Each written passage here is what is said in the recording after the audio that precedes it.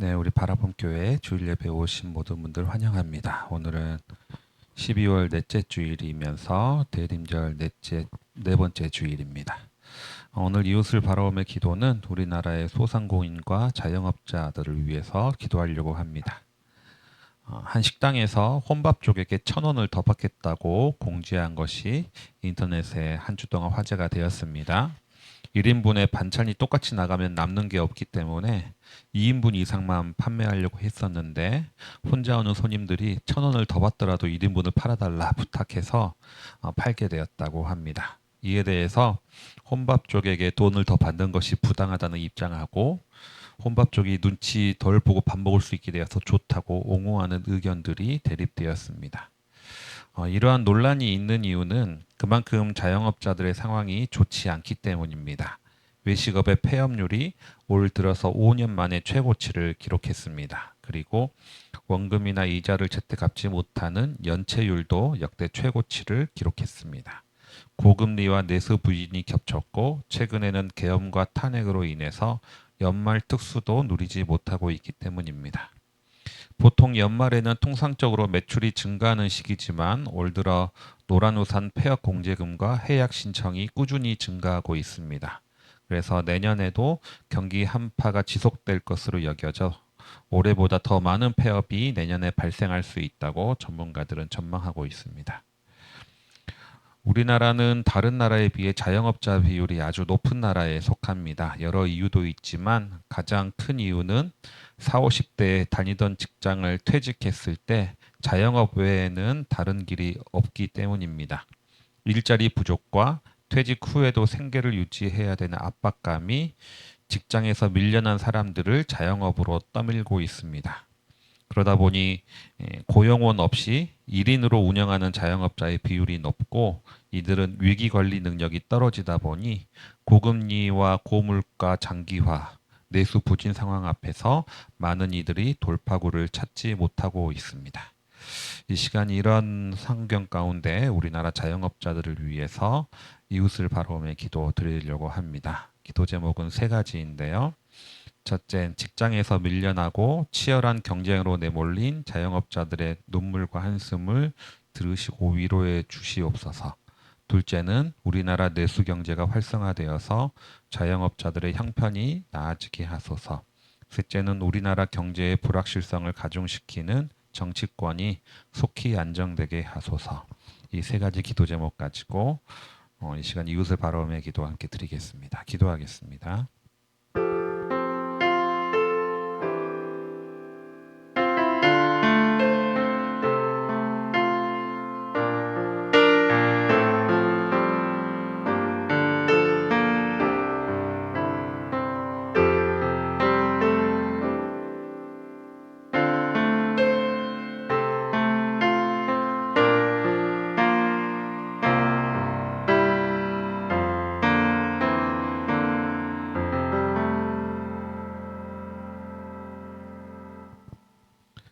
성문으로 나아가라, 나아가라. 백성이 올 길을 닦으라.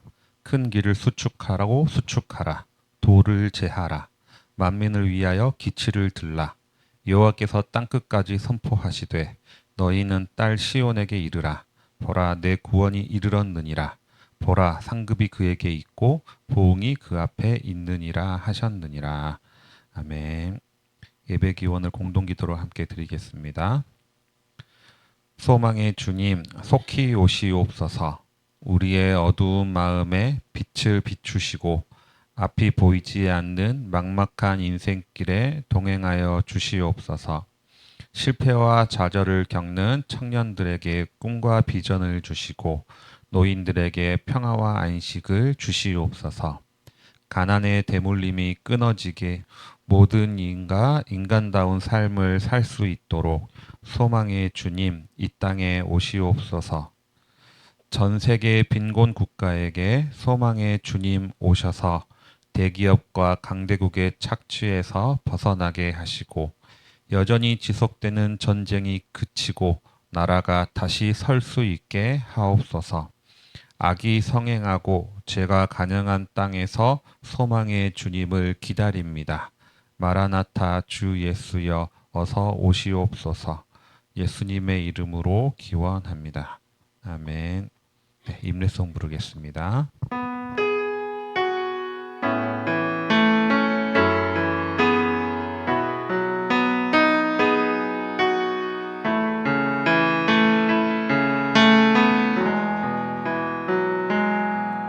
두 손 들고 찬양합니다.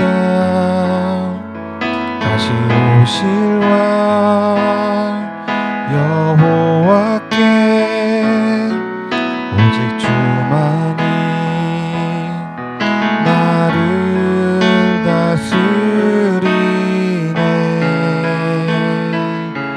두 손 들고 찬양합니다. 두 손 들고 찬양합니다. 다시 오실 왕 여호와께 오직 주만이 나를 다스리네.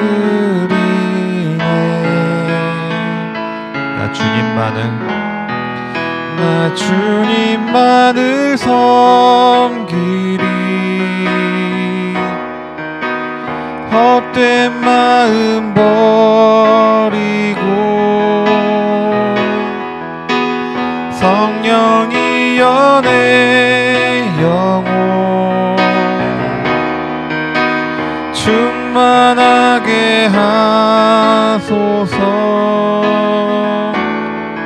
주님 앞에 내 생명 드리리라. 두 손 들고 찬양합니다. 두 손 들고 찬양합니다. 다시 오실 왕 여호와께 오직 주만이 나를 다스리네.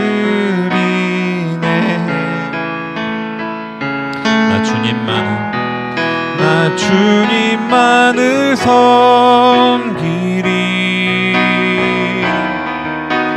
헛된 마음 버리고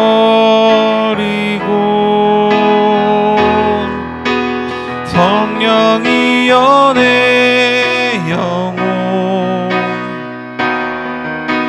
충만하게 하소서. 나 주님만을 섬기리. 헛된 마음 버리고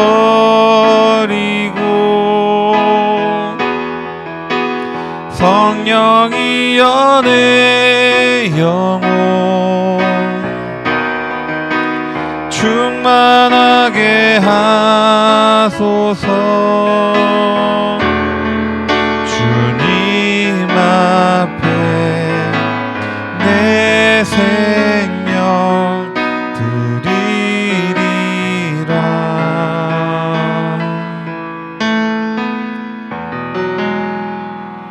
아멘. 네, 이 시간 함께 나를 바라오며 기도 드리겠습니다.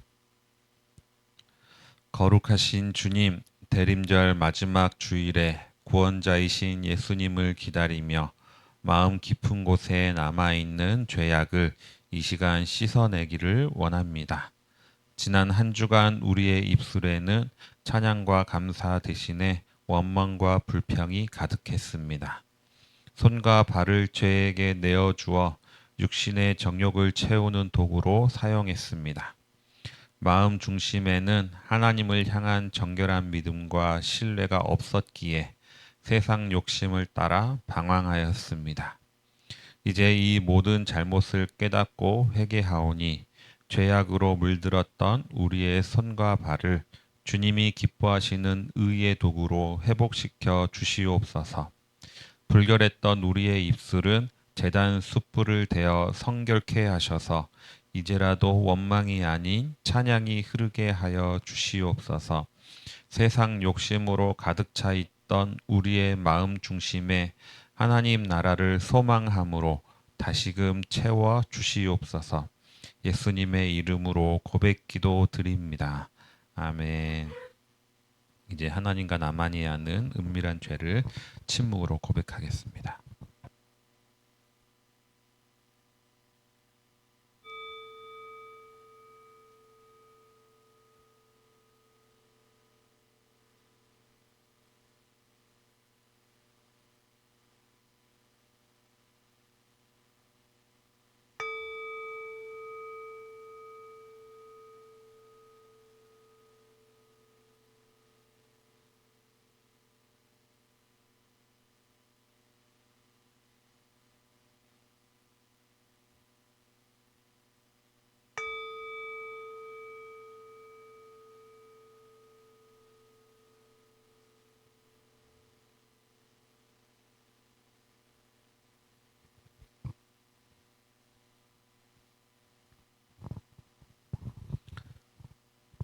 주의 크신 긍휼로 그들을 아주 멸하지 아니하시며 버리지도 아니하셨으니 주는 은혜로우시며 불쌍히 여기시는 하나님이시니이다. 아멘. 네, 사도신경으로 신앙을 고백합니다. 나는 전능하신 아버지 하나님 천지의 창조주를 믿습니다. 나는 그의 유일하신 아들 우리 주 예수 그리스도를 믿습니다. 그는 성령으로 잉태되어 동정녀 마리아에게서 나시고 본디오 빌라도에게 고난을 받아 십자가에 못 박혀 죽으시고 장사된 지 사흘 만에 죽은 자 가운데서 다시 살아나셨으며 하늘에 오르시어 전능하신 아버지 하나님 우편에 앉아 계시다가 거기로부터 살아있는 자와 죽은 자를 심판하러 오십니다. 나는 성령을 믿으며 거룩한 공교회와 성도의 교제와 죄를 용서받는 것과 몸의 부활과 영생을 믿습니다. 아멘. 네, 이 시간 성시교독 본문은 시편 80편 1절부터 7절입니다. 시편 80편 1절부터 7절 세 번역 성경으로 함께 교독하시겠습니다. 아, 이스라엘의 목자이신 주님, 요셉을 양떼처럼 인도하시는 주님, 귀를 기울여 주십시오. 그룹 위에 앉으신 주님, 빛으로 나타나 주십시오.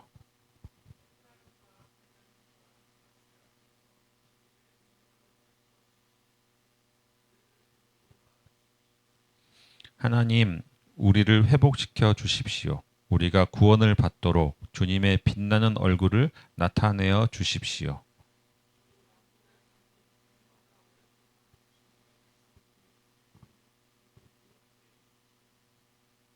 주님께서 그들에게 눈물의 빵을 먹이시고 눈물을 물리도록 마시게 하셨습니다.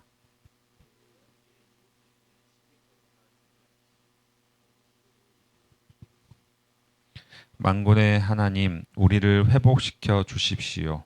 우리가 구원을 받을 수 있도록 주님의 빛나는 얼굴을 나타내어 주십시오. 아멘. 네, 찬송가 122장 찬양하겠습니다.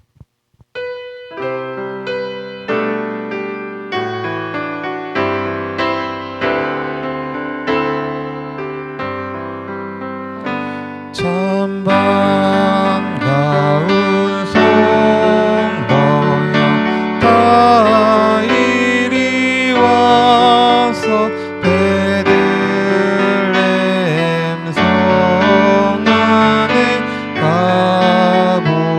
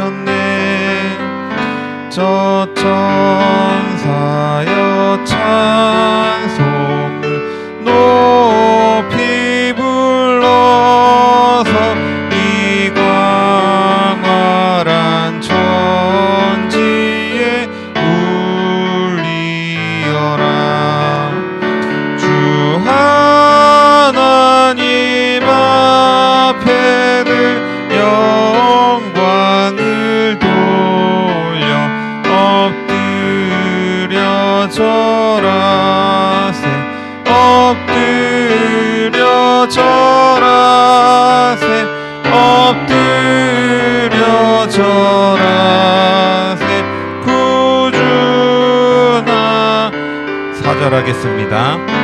여호와의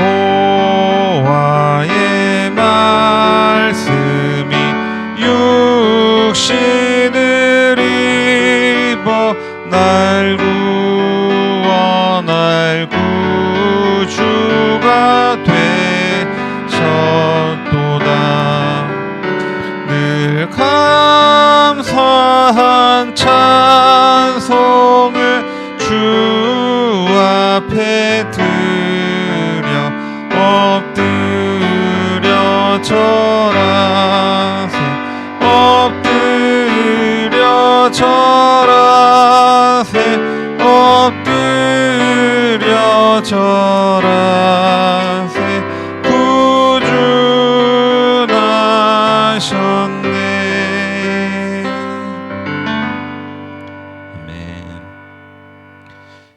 이 시간 우리의 몸과 마음을 준비하신 예물과 함께 드리며 주님께 나를 드리는 주님을 바라보며 기도 드리겠습니다.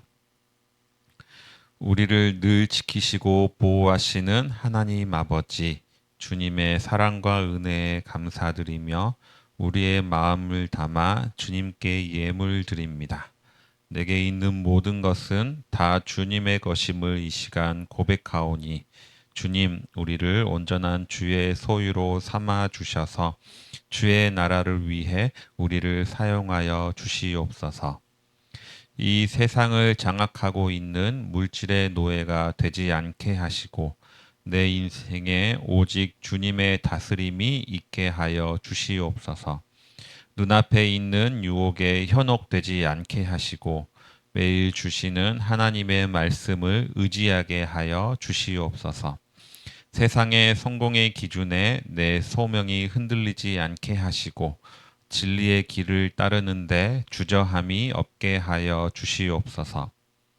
폭력과 힘으로 세상을 지배하는 제국의 압제 속에서 작고 연약한 아기의 몸으로 오신 그리스도를 기억합니다. 정의와 평화를 갈망하며 애통해하는 우리들에게 주의 나라를 바라볼 수 있는 믿음과 주의 질서를 마음에 그리며 살아갈 힘과 용기를 주셔서 주의 다시 오실 길을 예비하게 하시옵소서. 예수님의 이름으로 기도합니다. 아멘. 주님 가르쳐 주신 기도하겠습니다. 하늘에 계신 우리 아버지, 아버지의 이름을 거룩하게 하시며 아버지의 나라가 오게 하시며 아버지의 뜻이 하늘에서와 같이 땅에서도 이루어지게 하소서. 오늘 우리에게 일용할 양식을 주시고 우리가 우리에게 잘못한 사람을 용서하여 준 것 같이 우리 죄를 용서하여 주시고 우리를 시험에 빠지지 않게 하시고 악에서 구하소서. 나라와 권능과 영광이 영원히 아버지의 것입니다. 아멘. 네, 오늘 우리에게 주시는 하나님의 말씀은 누가복음 1장 39절에서 45절입니다. 누가복음 1장 39절에서 45절 제가 봉독합니다. 하나님의 말씀을 경청하십시오. 그 무렵에 마리아가 일어나 서둘러 유대 산골에 있는 한 동네로 가서 사가랴의 집에 들어가 엘리사벳에게 문안하였다. 엘리사벳이 마리아의 인사말을 들었을 때에 아이가 그의 뱃속에서 뛰놀았다. 엘리사벳이 성령으로 충만해서 큰 소리로 외쳐 말하였다. 그대는 여자들 가운데서 복을 받았고 그대의 태중의 아이도 복을 받았습니다. 내 주님의 어머니께서 내게 오시다니 이것이 어찌 된 일입니까? 보십시오. 그대의 인사말이 내 귀에 들어왔을 때에 내 태중의 아이가 기뻐서 뛰놀았습니다. 주님께서 하신 말씀이 이루어질 줄 믿은 여자는 행복합니다. 아멘. 네, 오늘 본문은 누가복음 1장입니다. 우리가 올 한 해 누가복음을 살펴보고 있었는데 누가복음 3장부터 시작을 했었습니다. 예수님의 공생애가 시작될 때부터 우리가 살펴봤는데 오늘은 그 전으로 들어갔습니다. 우리가 이제 복음서는 예수님의 행적을 기록한 책으로 알고 있는데 그렇기 때문에 복음서의 시작은 예수님의 탄생이 기록되는 게 자연스럽습니다. 그래서 마태복음도 그렇게 시작을 하고 있는데 누가복음은 예수님이 아닌 다른 가족이 등장을 하는 거죠. 오늘 본문의 주요 등장인물인 엘리사벳, 영어로는 엘리자베스죠. 엘리사벳에 대해 소개를 해보겠습니다. 엘리사벳의 남편은 제사장인 사가랴라는 사람입니다. 이 두 부부 사가랴와 엘리사벳은 하나님 보시기에 의로운 사람들이라고 평가를 받았습니다. 근데 한 가지 흠이 있는데 아이가 없다는 거죠. 결국은 아이가 없는 채로 나이가 많이 들어서 노부부가 됩니다.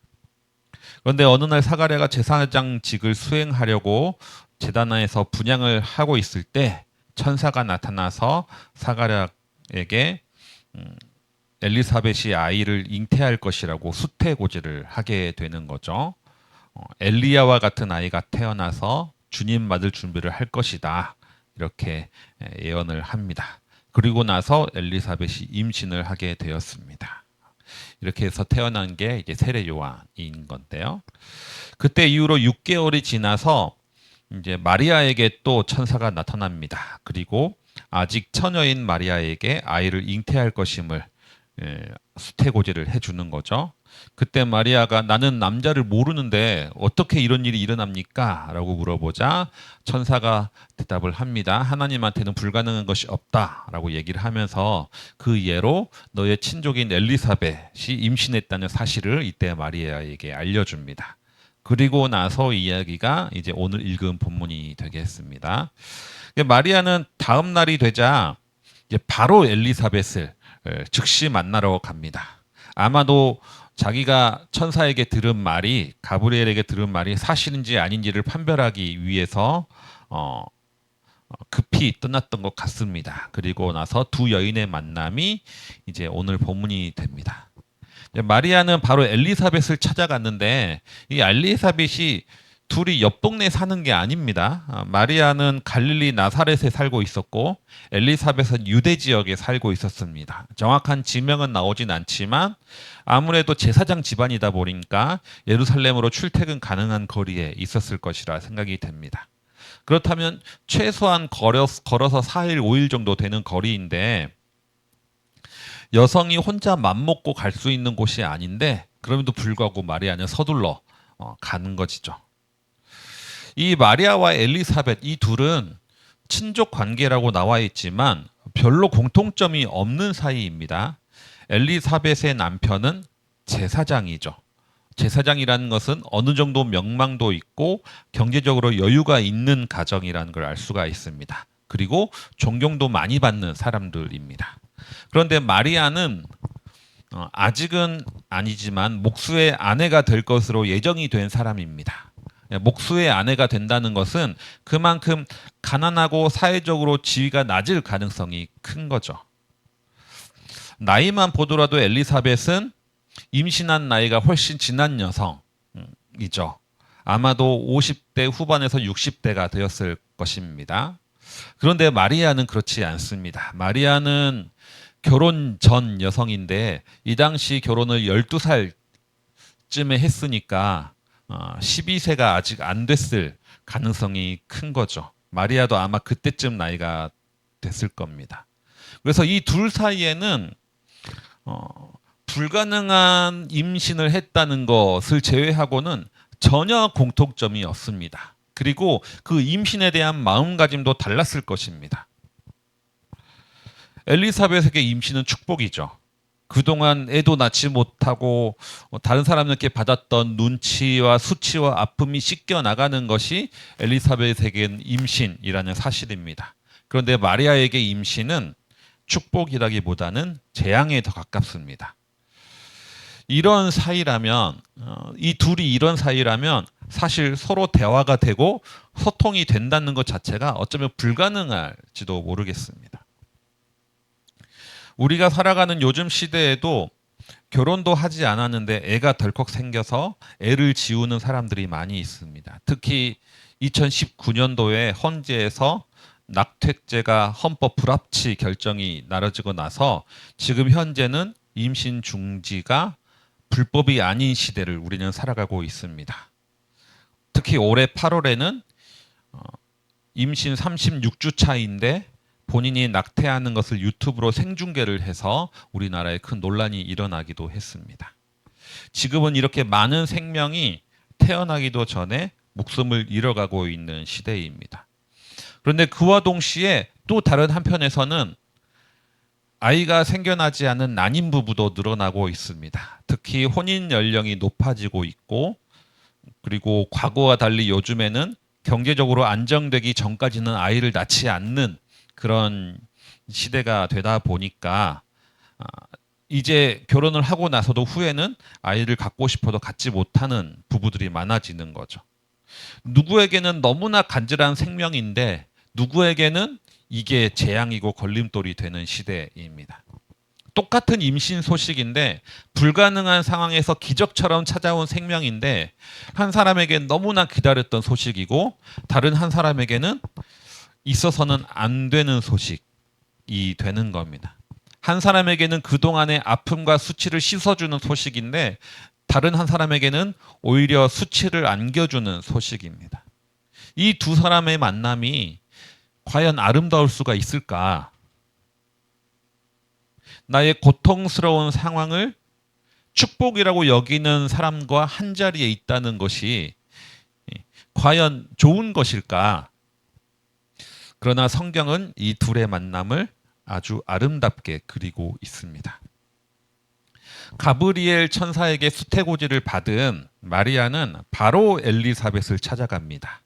그 먼 거리를 10대 초반의 여성이 거리낌 없이 즉시 찾아갔다는 것은 그만큼 가브리엘이 나한테 했던 그 말이 사실인지 아닌지 확인하는 것이 이 마리아에게 중요했습니다. 갔는데 엘리사벳이 임신이 아니었다면 내가 잠깐 헛것을 봤다거나 개꿈을 꿨다는 해피닝으로 끝날 수 있는 상황이 되는 겁니다. 마리아는 엘리사벳이 임신하기를 바랐을까요? 안 바랐을까요? 가는 길에. 아마도 엘리사벳이 임신한 걸 알게 된 순간 마음이 덜컥 내려앉진 않았을까라는 생각을 해봅니다. 그러나 마리아의 문안을 받고 마리아의 임신 소식을 알게 되자 엘리사벳은 마리아를 축복하기 시작합니다. 그대는 여자들의 복을 받았습니다. 그대의 태중의 아이도 복을 받았습니다. 내 주님의 어머니께서 내게 오시다니 어찌된 일입니까? 주님께서 하신 말씀이 이루어질 줄 아는 여자는 행복합니다. 오늘 읽은 본문은 여기까지입니다. 그런데 이 뒷부분에는 이제 마리아의 찬양으로 바로 이어지게 됩니다. 불안하고 두려운 마음으로 엘리사벳을 찾아왔던 마리아가 엘리사벳의 축복의 이야기를 듣자 그의 마음이 하나님을 향한 찬양으로 뒤바뀌어졌다는 거죠. 그래서 가톨릭에서는 이 두 사람의 방문했던 날짜를 성모 방문 축일로 지정하고 기념을 하고 있습니다. 실제 그날인지 모르겠지만 기념을 하는 날입니다. 이날은 마리아와 엘리사벳의 만남과 동시에 이제 뱃속에서 세례 요한과 예수님의 만남을 기념하는 날이도 되는 거죠. 그렇다면 이 오늘 말씀을 통해서 우리가 배울 수 있는 점이 뭐가 있을까? 첫째는 축복의 말은 사명을 감당하게 한다는 겁니다. 축복의 말은 사명을 감당케 한다. 마리아가 처녀의 임신을 하고 자녀를 낳는다는 것은 절대 쉬운 일이 아닙니다. 물론 천사에게 말을 들었을 때 마리아는 그 말씀이 내게 이루어지기를 바랍니다라고 고백을 하긴 했지만 그 천사 앞에서 그 분위기가 있는데 안 된다고 말하기가 쉽지 않잖아요. 주의 말씀이 내게 이루어지길 바랍니다라고 한번 고백하는 것은 어쩌면 그 현실을 살아내는 것과는 엄연히 다른 일일 수도 있습니다. 고백하는 건 쉽지만 그 현실을 살아내는 것은 어려운 거죠. 과연 이것이 하나님의 축복인지 저주인지 헷갈릴 때도 있게 됩니다. 그러나 천사의 입이 아닌 엘리사벳의 입을 통해서 축복을 듣게 되었을 때 마리아는 자신에게 주어진 사명의 길을 걸어가는 것뿐만 아니라 기쁨과 찬양함으로 걸어갈 수 있게 됩니다. 힘들고 어려운 길을 걸어가는 이들을 축복해 주는 것은 쉬운 일이 아닌 것 같습니다. 저도 아는 전도사님들이 목사 안수를 받는다고 할 때 제 입에서 나오는 첫 마디는 다시 한번 생각해봐라 라는 말을 하게 됩니다. 너무나 복된 길이다. 귀한 사명을 잘 감당하라 라고 축복해 주기가 쉽지 않습니다. 그 길이 너무나 힘든 길이라는 것을 알기 때문입니다. 누군가가 교회를 새로 개척하겠다고 찾아오면 귀한 마음 먹으셨습니다. 그 믿음 흔들리지 말고 가십시오라고 말을 하기가 쉽지가 않습니다. 어지간하면 하지 마라. 개척하면 고생이다. 내 꼴을 봐라. 이런 말들이 이 목구멍까지 차오를 때가 있습니다. 물론 고생하지 않기를 바라는 마음이 있기 때문인데요. 그런데 제가 개척 준비를 할 때 보면 이런 말들을 나에게 해주는 사람들 때문에 내가 더 힘들었다는 기억이 납니다.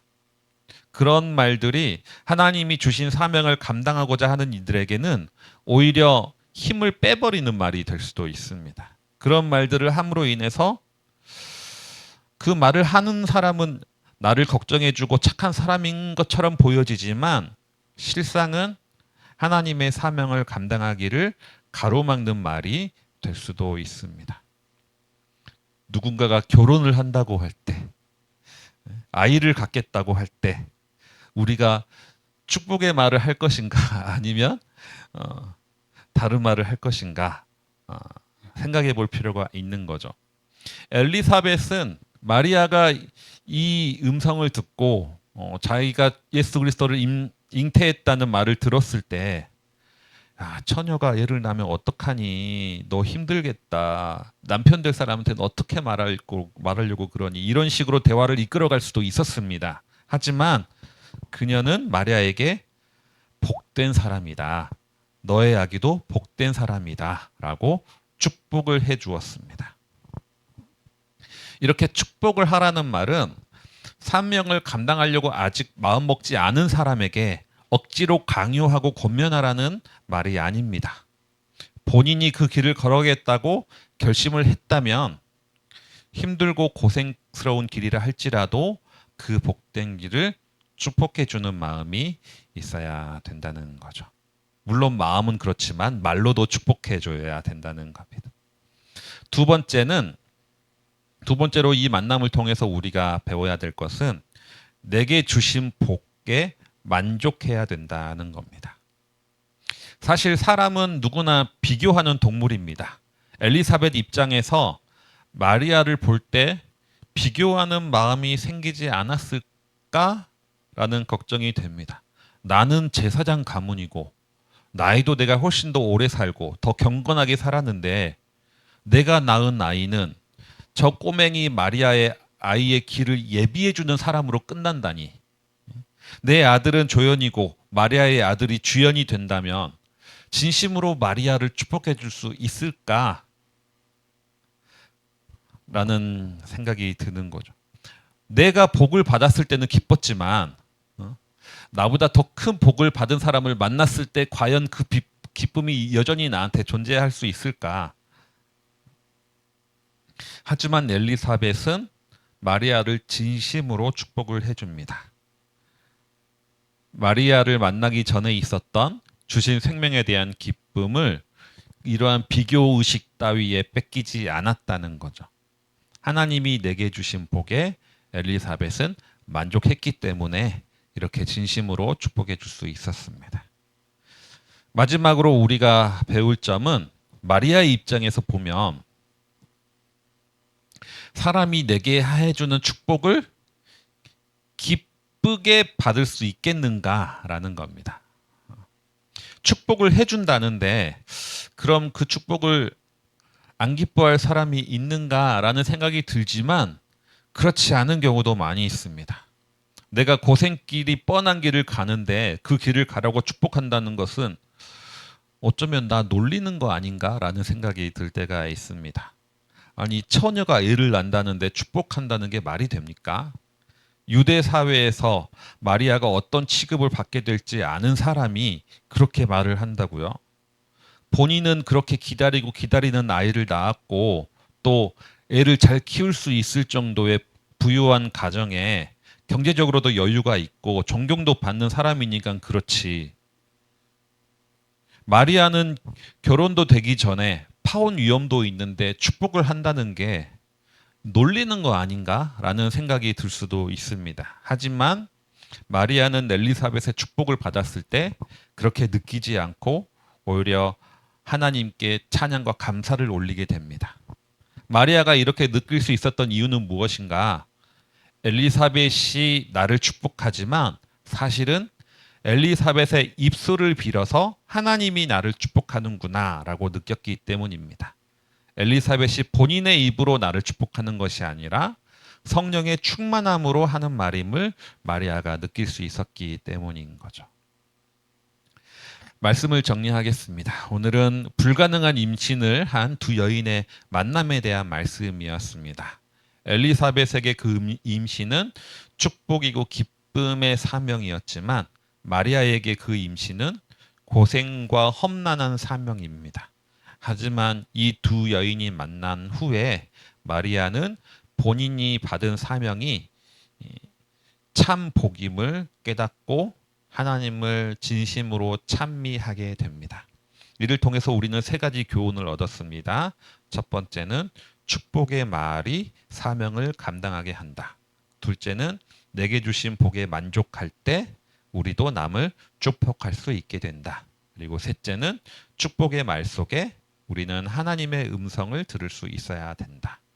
이러한 두 사람의 만남처럼 우리도 서로 격려하며 사명의 길을 걸어갈 수 있도록 돕는 하나님의 아름다운 교회로 세워져 나가기를 바랍니다.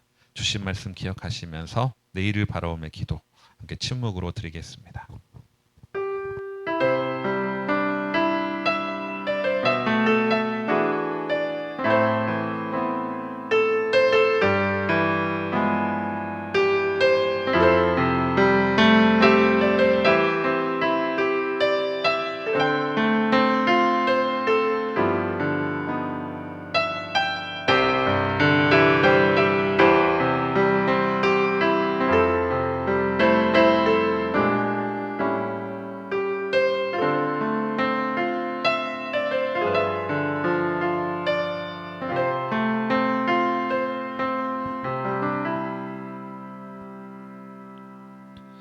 하나님 아버지 감사합니다. 엘리사벳과의 만남을 통해서 마리아는 본인에게 주어진 사명의 길을 기쁨으로 감당했음을 배웠습니다. 우리 교회도 이러한 공동체가 되게 하여 주시옵소서. 서로 격려하고 축복해 주면서 주의 오실 길을 함께 예비하며 나아가기를 원합니다. 어려움과 고난에 눈이 가려져서 주님이 내게 주신 복을 잃어버리지 않게 하시고 주님이 우리에게 사명을 맡기실 때 그 뜻이 이루어지기를 바랍니다. 고백할 수 있는 주의 자녀가 되게 하여 주시옵소서. 예수님의 이름으로 기도합니다. 아멘. 네, 나의 하나님 찬양하겠습니다.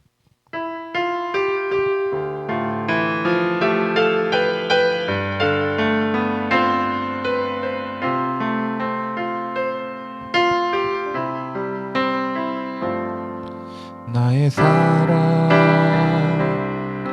너는 어여쁘고 참 귀하다. 어느 보석보다 귀하다. 내가 사랑스럽지 않을 때 너를 온전히 사랑하고 너와 함께하려 내가 왔노라. 주의 사랑 이 사랑은 결코 변치 않아. 모든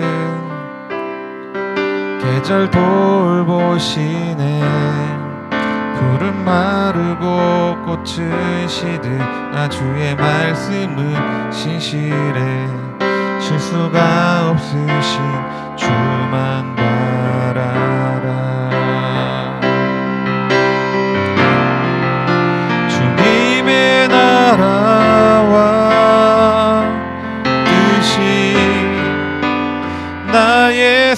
속에 임하시며 주님 알기를 주만 보기를 소망해.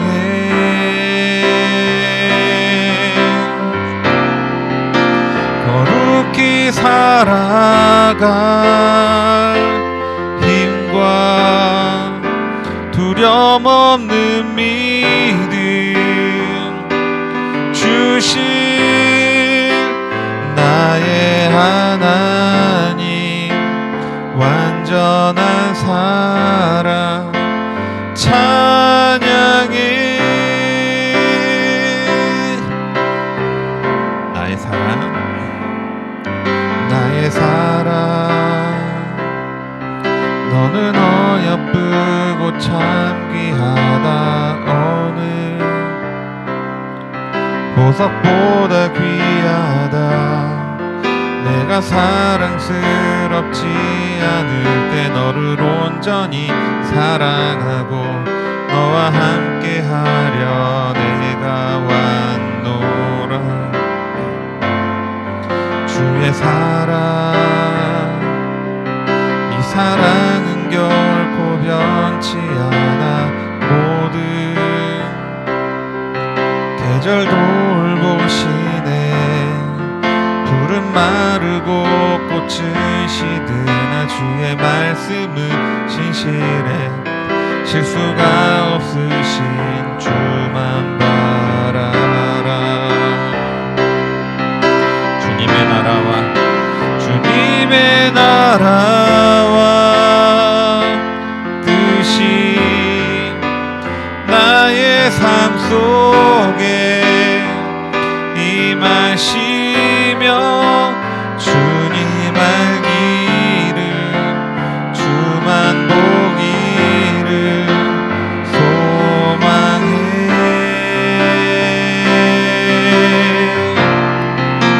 거룩히 살아갈 힘과 두려움 없는 믿음 주신 나의 하나님 완전한 사랑 찬양해.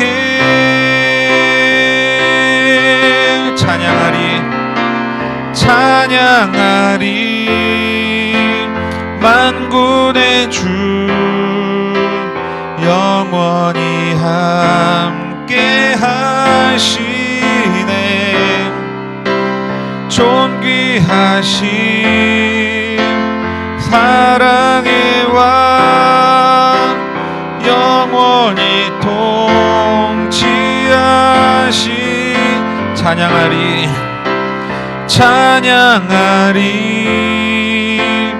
만군의 주 영원히 함께 하시네. 존귀하신 사랑의 왕 영원히 통치하시네.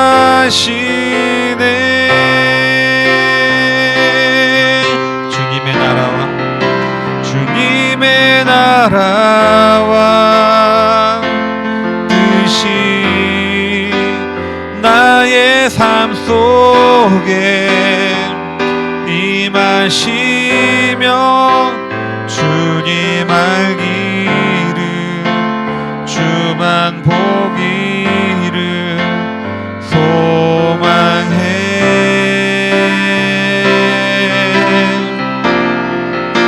거룩히 살아갈 힘과 두려움 없는 믿음 주신 나의 하나님 완전한 사랑 찬양해.